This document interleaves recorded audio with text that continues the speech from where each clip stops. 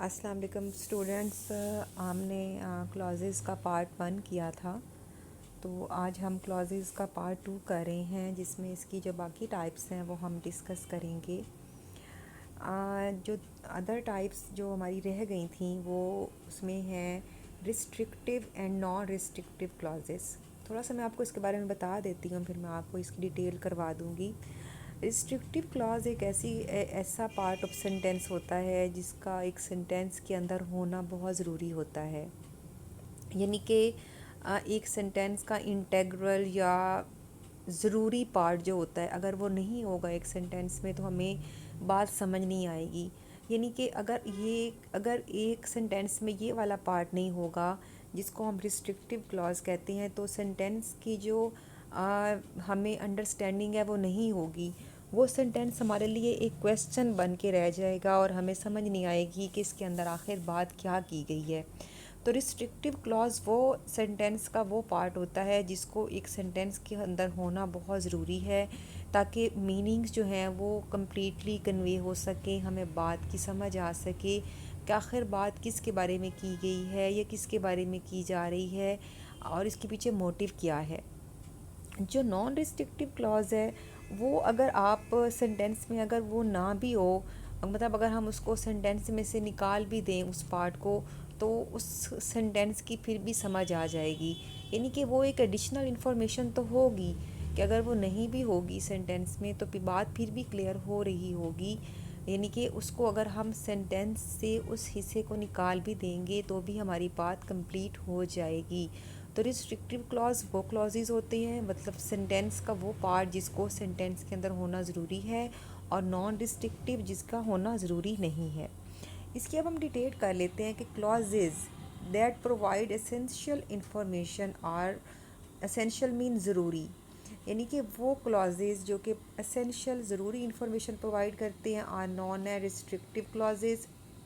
इनको defining clauses भी कहते हैं। डिफ़ाइन करना मतलब किसी चीज़ का तारुफ कराना, किसी चीज़ की डिटेल बताना कि एक नाउन है या कोई प्रो नाउन है क्या कर रहा है या उसकी क्या एक्टिविटी है, तो वो हमें रिस्ट्रिक्टिव क्लॉज उसको कहते हैं। और उसको हम एक डिफाइनिंग क्लॉज भी कहते हैं कि मतलब वो एक सेंटेंस को डिफ़ाइन करता है। While those that provide non essential, और वो क्लॉजेज जो कि गैर ज़रूरी, यानी कि नॉन एसेंशियल मीन जो कि ज़रूरी इंफॉर्मेशन नहीं है, मतलब वो एक एडिशनल इंफॉर्मेशन तो है लेकिन ज़रूरी नहीं है, उनको हम कहेंगे नॉन रिस्ट्रिक्टिव क्लॉसेस।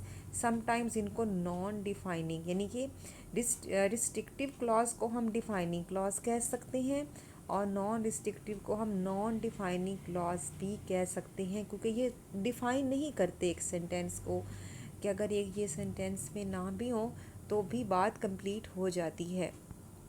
तो इसकी अब हम आगे डिटेल करते हैं। Because non restrictive clauses are not integral. Integral का मतलब होता है ज़रूरी होना, नेसेसरी होना। क्योंकि जो नॉन रिस्ट्रिक्टिव क्लॉजेज होते हैं वो एक सेंटेंस में ना भी हों, अगर इनको सेपरेट भी कर दिया जाए, अलहदा भी कर दिया जाए एक सेंटेंस के अंदर से, ठीक है, कॉमास, यानी कि अगर वो कॉमास के साथ अटैच किए गए हैं नॉन रिस्ट्रिक्टिव क्लॉजेज, तो भी बात क्लियर हो जाती है। बट रिस्ट्रिक्टिव क्लॉजेस को हम एक सेंटेंस से अलहदा नहीं कर सकते। तो अब आपको रिस्ट्रिक्टिव क्लॉज पे अच्छी तरह से करवा देती हूँ, इसको आप केयरफुली देखें। Restrictive relative clauses identify a particular noun. जो रिस्ट्रिक्टिव क्लॉजेज होते हैं वो एक नाउन को बड़ा अच्छे तरीके से डिफ़ाइन करते हैं, आइडेंटिफाई करते हैं, हमें information giving us information provide करते हैं about it what we need to know in order to understand the speaker's meaning, कि आखिर स्पीकर क्या कह रहा है, किस चीज़ के बारे में बात कर रहा है, नाउन क्या कर रहा है, या स्पीकर है या कोई प्रो नाउन है, उसकी कंप्लीट जो डिटेल है वो हमें रिस्ट्रिक्टिव क्लॉज प्रोवाइड करता है। और इसका सेंटेंस में होना बहुत ज़रूरी होता है, because this type of clause is integral. क्योंकि इस टाइप का जो क्लॉज है वो ज़रूरी है एक सेंटेंस के लिए, इसको हम सेपरेट नहीं कर सकते बाय एनी पंक्चुएशन। हम किसी तरह से भी इसको अलहदा नहीं कर सकते। जैसे ये एग्जांपल्स आप देखें कि I saw the boy who delivers my mail in town yesterday. अब इसमें जो इटैलिक्स में लिखा हुआ है ना, who delivers my mail in town, ये सेंटेंस में होना ज़रूरी है। अगर हम इसको सेंटेंस से मिसाल के तौर पर हटा दें और हम लिखें कि I saw the guy yesterday, मैंने उस आदमी को कल देखा। किसको देखा? कौन है वो कोई वॉचमैन था, वो कोई काम करने वाला कोई मज़दूर था, वो कौन था, हमें उसका नहीं पता। तो जब हम इसके साथ ये लगा देते हैं ना कि हु डिलीवर्स माई मेल, जिसने मेरी मेल कस्बे में जाके दी, तो हमें बात तब क्लियर होती है। तो ये एक रिस्ट्रिक्टिव क्लॉज कहलाएगा, क्योंकि ये डिफ़ाइन कर रहा है उस गाय को, उस पर्सन को, कि वो जो डिलीवर कर रहा था ना टाउन में, वो मेरा, उसको मैंने कल देखा था। यानी कि I saw the guy yesterday से बात कंप्लीट नहीं होती, इसके साथ हमें वो delivers my mail in town लगाना बहुत ज़रूरी है। देन सेकेंड एग्जाम्पल देखें, I always remember the river where we learn to swim. अब इसके अंदर अगर हम सिर्फ एक यही सेंटेंस लगाएं कि I will always remember the river, कौन सा रिवर, क्यों रिवर को रिमेंबर करना है, क्या रीज़न है। लेकिन उसके साथ जब हमने लगाया ना where we learn to swim, जहाँ पे हमने सीखा था क्या करना, तैरना, तो बात क्लियर होती है। तो इसलिए ये रिस्ट्रिक्टिव क्लॉज आएगा, क्योंकि हमें पता चलेगा कि इस पार्ट को सेंटेंस से अलहदा नहीं किया जा सकता। इसी तरह yesterday was the day when I met my husband, अगर हम सिर्फ लगा दें यस्टरडे वॉज द डे तो बात क्लियर नहीं होती। When I met my husband, जब इसके साथ हम लगाते हैं ना कि मैं जब अपने हस्बैंड से मिली या अपने फादर से मिली, तो ये लगाने से बात क्लियर होती है। यानी कि यस्टरडे वॉज द डे से बात तो ठीक है, समझ आती है कि वो, लेकिन हमें ये नहीं पता चलता कि कौन सा डे था, उसे क्या हुआ था उस दिन, ऐसा क्या ख़ास काम हुआ था उस दिन, क्या ख़ास काम हुआ था। आई मेट माई हस्बैंड, तो ये ख़ास काम हुआ था। इसके अलावा आगे वाली एग्जांपल्स आप देखें, I sat on the chair that has a wobbly leg. अब I sat on the chair से बात क्लियर नहीं होती, लेकिन इसका जब हमने लगाया that has a wobbly leg, तो इससे हमें बात क्लियर हो जाती है, क्योंकि चेयर को बता रहे हैं कि चेयर कैसी थी। Do you know the reason why the sky is blue, do you know the reason, कौन सी reason, why the sky is blue, इससे बात हमें क्लियर हो जाती है कि स्काई क्यों ब्लू था। इससे बात समझ आ जाती है कि अच्छा ठीक है, ये स्काई के बारे में पूछ रहे हैं कि स्काई ब्लू क्यों था। She is the person whose daughter goes to Harvard, she is the person अगर हम सिर्फ लगाएं और आगे ना लगाएं बाकी सेंटेंस, तो बात क्लियर नहीं होती। तो ये जो पार्ट्स हैं एक सेंटेंस के, जो कि एक पर्सन या एक नाउन या एक प्रोनाउन के बारे में हमें डिटेल बता रहे हैं, इनको हम रिस्ट्रिक्टिव क्लॉजेस कहेंगे, क्योंकि ये डिफ़ाइन कर रहे हैं एक स्पीकर को, एक सब्जेक्ट को, एक नाउन को, एक प्रोनाउन को, कि वो क्या कर रहा है, और उसके बारे में हमें कंप्लीट इन्फॉर्मेशन प्रोवाइड कर रहे हैं। अगर ये हमें इन्फॉर्मेशन प्रोवाइड ना करें तो ये फिर क्वेश्चन ही रह जाए। तो when you remove a restrictive relative clause the nouns are no longer identifiable. तो जब भी आप इन सेंटेंसेस को हटा देंगे सेंटेंस में से, तो फिर वो जो नाउन्स हैं वो आइडेंटिफाइबल नहीं रहेंगे, और एक लॉजिकली जो कंप्लीट बात है वो इनकम्प्लीट हो जाएगी, and the sentences become logically incomplete. Then आ जाता है नॉन रिस्ट्रिक्टिव। अब आपको खुद ही समझ आ गया, अगर नॉन रिस्ट्रिक्टिव क्लॉजेज होते हैं जिनको आप सेंटेंस से अलहदा कर भी दें तो सेंटेंस पे असर नहीं पड़ता।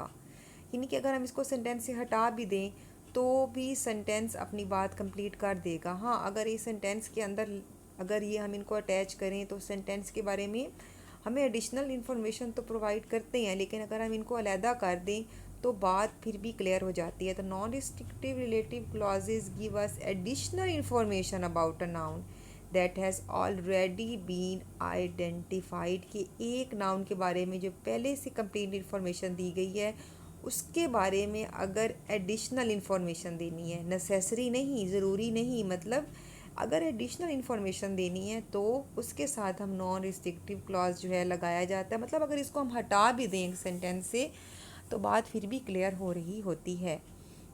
लेकिन ये इन्फॉर्मेशन एसेंशियल नहीं है for the sentence to make sense, कि अगर एक सेंटेंस को सेंस अपना पूरा कंप्लीट करना है, यानी कि अगर हमें एक सेंटेंस की समझ आनी चाहिए, तो अगर इस पार्ट को जो कि ये एक्स्ट्रा लगाया गया है, एडिशनल लगाया, अगर ये हम हटा भी दें तो भी बात फिर भी क्लियर हो जाती है। ये एक एडिशनल इन्फॉर्मेशन तो हो सकती है लेकिन नेसेसरी नहीं है। Because of this, non-restrictive relative clauses are set apart from the rest of the sentence by commas. इनको commas के ज़रिए हम अलहदा भी कर सकते हैं लगा के, यानी कि अगर ये सेंटेंस में ना भी हों तो भी बात क्लियर हो सकती है। जैसे आपको एग्जांपल से समझ आएगा, Paris where I spend 6 months studying is the most beautiful city in the world. अगर हम सिर्फ ये एक बात कर दें कि Paris is the most beautiful city in the world, हमें समझ आ जाती है, ठीक है पेरिस जो है बहुत खूबसूरत शहर है। लेकिन इसके साथ जो एडिशनल इन्फॉर्मेशन है ना कि वहाँ जहाँ मैंने 6 महीने पढ़ते हुए गुजारे, वो एक एडिशनल इन्फॉर्मेशन है, वो आप ना भी लगाएं, लेकिन फिर भी पता चल रहा है कि ठीक है आपने पेरिस देखा है तो आपको पता है ना कि पेरिस इतना खूबसूरत है।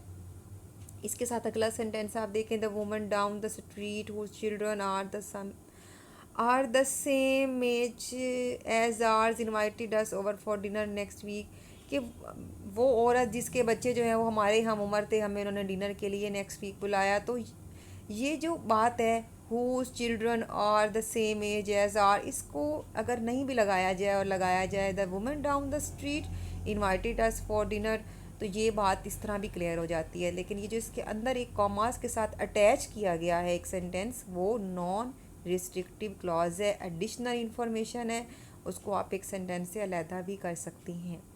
आई love casual Fridays when we get to wear jeans to work. सिर्फ आप आई लव कैजुअल फ्राइडेज भी बात कर सकते हैं, लेकिन उस दिन आप जीन्स पहनते हैं या क्या करते हैं या क्या नहीं करते, या आप काम करते वक्त जीन्स पहन के जाते हैं, ये एक एडिशनल इन्फॉर्मेशन है। कैजुअल से आपको समझ आ रही है कि कैजुअल फ्राइडे मीन्स कि जब आप कैजुअली ड्रेसअप होते हैं या कैजुअली आप बिहेव करते हैं, तो ये एक एक्स्ट्रा इन्फॉर्मेशन है। The senator who is up for re election next month has made a lot of promise to his constituency. तो ये सब चीज़ें जो हैं, जैसे अब सेनेटर के साथ has made a lot of promises, ये अब अगर हम एक सेंटेंस लगा लें तो भी बात क्लियर हो जाती है। अगर हम ये ना भी लगाएं, who is up for re election next month, तो इसको ज़्यादा लगाने की ये वाली सेंटेंस ना भी लगाया जाए सेंटेंस का पार्ट, तो भी बात क्लियर हो जाती है। The movie which is my favourite comedy of all time is being shown on TV tomorrow night. अगर हम ये कहें कि the movie is being shown on TV tomorrow night, इसके साथ ये जो which is my favourite comedy of all time, ये एक एडिशनल इन्फॉर्मेशन है कि आपको वो पसंद है। मतलब अगर आप ये सेंटेंस में नहीं भी लगाते, अगर आप यही कह देते हैं कि वो मूवी रात को लगने वाली है, तो इससे आपकी एक्साइटमेंट तो पता चल रही है कि ये मूवी आपकी फेवरेट है और ये रात को लग जाएगी या वट एवर। तो ये जो नॉन रिस्ट्रिक्टिव क्लॉजेज़ है, इनको हम एक सेंटेंस से अलहदा कर सकते हैं। तो ये सारी जो एग्जांपल्स हैं, इससे हमें क्या आज हमने देखा कि रिस्ट्रिक्टिव क्लॉजेज़ और नॉन रिस्ट्रिक्टिव क्लॉजेज़ कौन से होते हैं। रिस्ट्रिक्टिव क्लॉजेज़ जो कि एडिशनल नेसेसरी इन्फॉर्मेशन एक सेंटेंस के बारे में प्रोवाइड करते हैं, एंड नॉन रिस्ट्रिक्टिव क्लॉजेज़ हमें एडिशनल इन्फॉर्मेशन नहीं प्रोवाइड करते। मतलब अगर हम इसको एक सेंटेंस से सेपरेट भी कर लें तो सेंटेंस का सेंस बन जाता है। इसको आप अच्छी तरह से रिवाइज करेंगे, क्लॉजेज़ का पार्ट आपका कंप्लीट हो जाता है।